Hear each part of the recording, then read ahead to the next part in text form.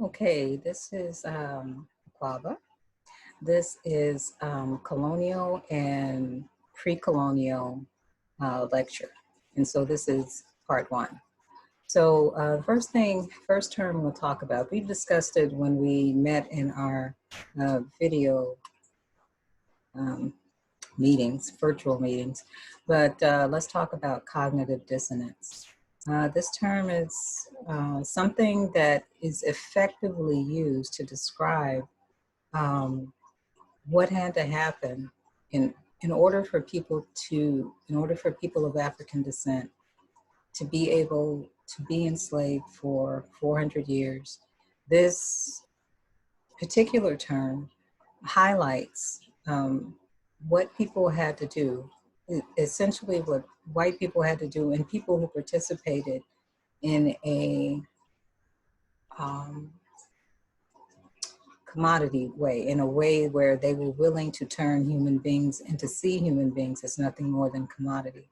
This is the perfect term that describes that, which is essentially somehow in the mind of those who were owning the slave, they had to turn the slave into something that deserved it.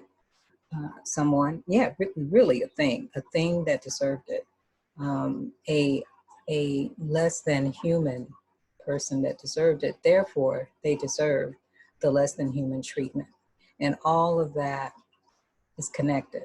And so cognitive dissonance is something that had to happen in order for that free labor to be able to occur century after century after century. And then in order for it to be written into law, because if one is going to participate in treating another as less than human, there has to be some justification around that in order for one to be able to sleep well at night.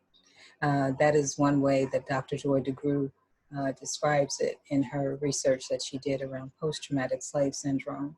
But if she came up with the term or not, this particular term is so accurate in terms of describing that particular behavior. And I think once we understand that behavior, then it's easy to see how it relates to where we are today, because it's all connected. It's not like what happened then does not affect us now. It's not like the white population thinking that they can be white, but then everybody else is a dash American, like African dash American, Japanese dash American, Mexican slash American, any of the, or slash dash. Not all of those labels imply that one is something first other than American. So in order for that separation to occur, and then for there to be a perception of subcultures, which I would say that there actually are, because based on one being able to survive, meaning people, for instance, of African descent, just simply being able to survive, you would have to have something other than American culture, because you know that that is something that is not going to fully embrace you. And you also know that being okay with who you are is very important. So therefore, yeah, you find a subculture and you create a subculture. It's just an automatic response to what people do in order to survive and in order to remain sane. This is what people of African descent have done in the Americas for centuries. Okay, so you can read this particular slide, but I tried to summarize it in my own words and to help simplify what it is and how it applies. Okay, so we've already left West Africa. For all intents and purposes, we are now on the continent of the Americas. And so when people leave a particular place and they move to another particular place, what I say that everybody travels with, the term that I coined, it could have been some other people that coined it too, but I call it cultural suitcases. People come with their cultural suitcases. They come with a certain amount of awareness, a certain amount of understanding, a certain amount of sensibility with their cultural stuff, already intact. And though it could have been bruised along the way, but for the most part, what people have known for the first 14 years, what people have known for the first 10 years, 5 years, that is what makes sense to them as a sensibility. So people of African descent were no different. So here we are looking at two different examples of what we know as kente cloth. Kente cloth in Ghana by the Iwe people, and then same people, but in a different country called Togo. Both of those countries are West African. But what I'm asking you to pay particular attention to is how it is not a set pattern.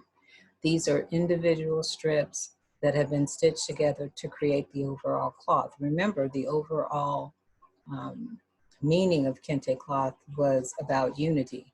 That was what the original, especially in Ghana, it was definitely about the individual strips being stitched together to create the one. Individual strips representing the individuals, or individual strips representing an individual group of people, and then these group of people bound with another group of people to create what eventually became known historically as the Asante Empire, really. And so that philosophy of people banding together to create the big one, but also when it boils down to on an individual, let's say village level, or an individual societal level, where people are living with each other every day, not necessarily involved in the overall Asante kingdom sort of day-to-day. Their day-to-day stuff was being concerned with the people around them. So it was still the same sort of thing, where people were very much concerned about the group. People were very much concerned about making sure that they took care of each other via group. So that sensibility, in terms of, I'm hoping that you look at aesthetics here and see how things are not quite matching up. These yellow bars, for instance, are not quite the same on each one of these. Some of these are in between the strips. The strips are not all the same. The stripes are not all the same. And then here we have another yellow band that goes horizontal, and another one that goes horizontal here. But they're saying different things aesthetically. But yet, even though they're saying different things aesthetically, it's still adding up to the one beautiful piece of kente that we have in front of us. So this concept of things going together but not having to quite match up kind of goes along with the jazz, the way jazz music came about, but we won't get into that. We're going to stick to the visual arts. And so how that showed up here in the Americas was where we looked at quilts that have been created and passed down from generation to generation. When in Alabama, for instance, the top 3 quilts. And the Gee's Bend area is an area that's near water in Alabama. And there are elder women right now, probably in their 70s or 80s, very old. And they are looking to be able to pass this particular tradition on. And unfortunately, there are not a lot of young people who either have the time or the interest in learning that particular skill set. But what I'm hoping that you can see in looking at these, like for instance, I'm going to move my mouse around. Let's see. Okay, there it is. This last square here, which is one quilt. You see it a little bit here, and then certainly in this one, I would say this one, and it's here too, but it's more to me, it comes forward and kind of hits you in the face more in this one, that one, and certainly this one. And then this one down here too, which is in a different region, Virginia, a little bit further north. And how people are using various vertical and horizontal bands to still create an overall aesthetic, but it's coming out now in quilt form. It's not woven like the kente cloth was, which was three layers of cloth that were woven together in order to create that wonderful, extremely strong and durable cloth known as kente. So they did it in quilt form, matching up strips, matching up colors, and not necessarily matching, as you can see, but certainly creating an overall aesthetic that certainly feels like kente. Look at this little lovely section right in here and how much that feels like it could be a kente cloth kind of a stitch work that's happening here. Same thing we see happening here. So I'm showing this to you because I want you to get a sense of what's happening with that. Okay.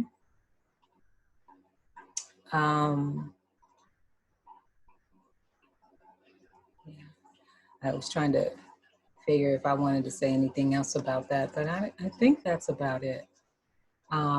We'll get into the quilt codes in a separate, I will just label that totally separate. It'll still be part of the colonial period, but I will label the quilt code, which is attached to an assignment that you'll do, totally different.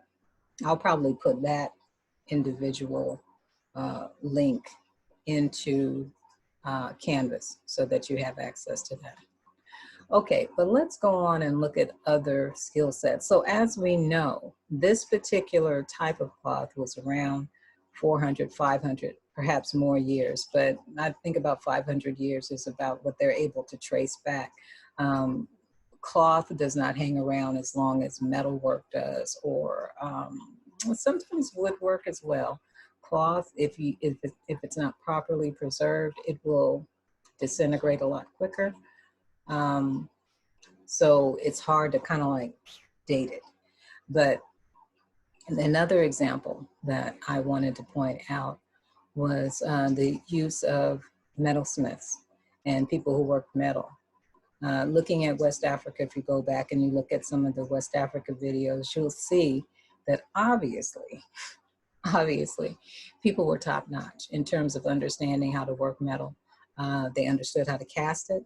They understood how to hammer it, how to forge it, how to create it into various shapes that were unique. And so these are only two examples.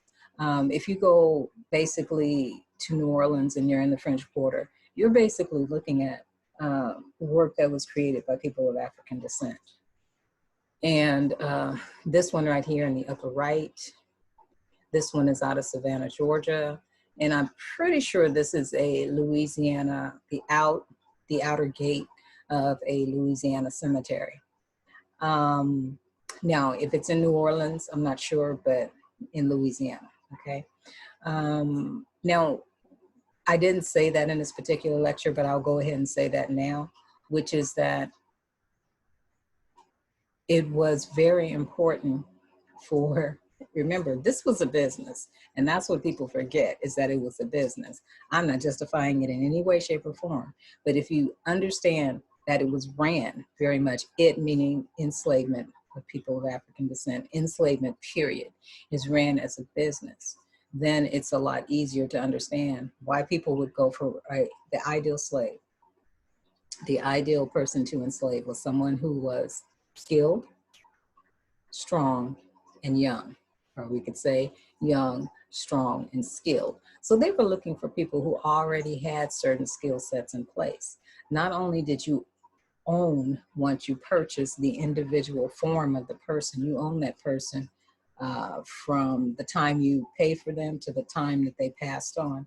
And you would also own any of their offspring that they would reproduce, mainly coming from the body of a Black woman. So it was written into law that whatever the status of the mother was, okay, if she was a woman of African descent and she was enslaved and she bore children, doesn't matter if the father was white, doesn't matter if the father was a person of African descent, doesn't matter if the father was a person of indigenous, straight-haired, doesn't matter.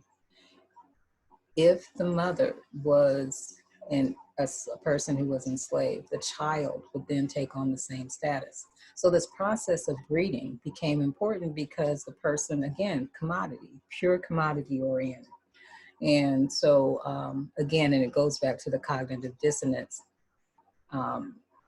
mindset, which is you have to be able to turn a person into a commodity, treat them as less than human, and then justify it with all of the other structures that in institutions that are going to support that view. And so, yeah, this happens. So if a person, for instance, lived in an area where they felt like cast iron or forging metal or casting metal was very important, then what they would do is they would go and specifically look for a person um, who had the skill set already in place. I should say, look for people who already had this skill set in place and look to bring that back to the Americas.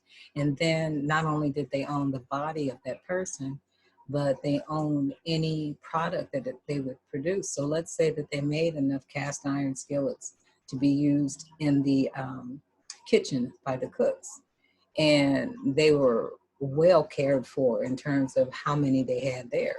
However, this metalsmith person, they made enough horseshoes, they made a bridle and bit for the horse, they made everything that needs to be metal, the rim for the wagons, whatever needs to be made that was metal. However, the person who owns them sees that they have this wonderful skill set.